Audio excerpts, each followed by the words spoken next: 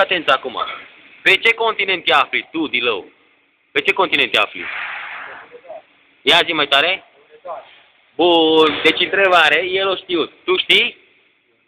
Deci tu nu știi. Bun. Acum, câte minute are o oră? Și câte secunde are un minut? Tot 60 de minute. Bun. Cât? Și câte secunde are o oră?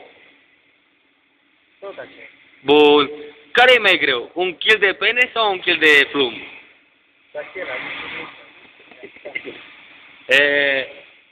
Deci continente știi, nu? Cu continentele.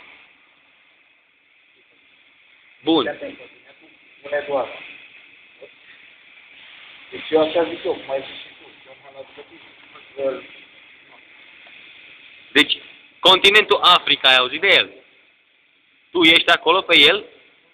Nu. Tu pe ce continent te afli? Al Africii. Tu? Tot al Africii? E bun atunci. Ce râde gajul.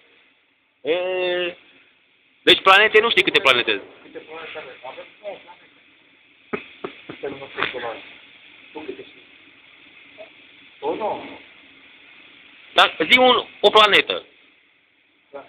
Pe ce planetă? Da. Cum se numește? Marte.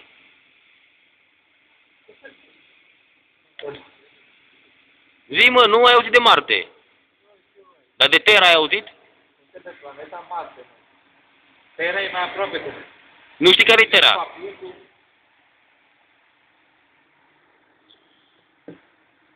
Auzi, vine așa. Soarele, Luna, Terra, Marte, Venus, Jupiter, Saturn, Pluto, Saturn. Ai știut? Este pe Saturn.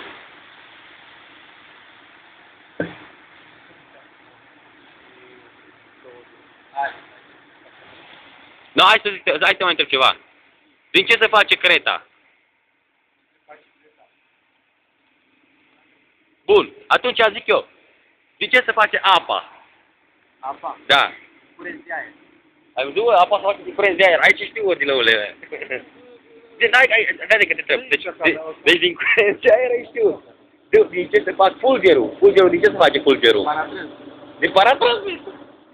Păi, tu nu ești, tu nu ești prost, mă. Da, și crede, norii, din ce se fac norii? Norii? Da. Din fum, ai văzut? Da.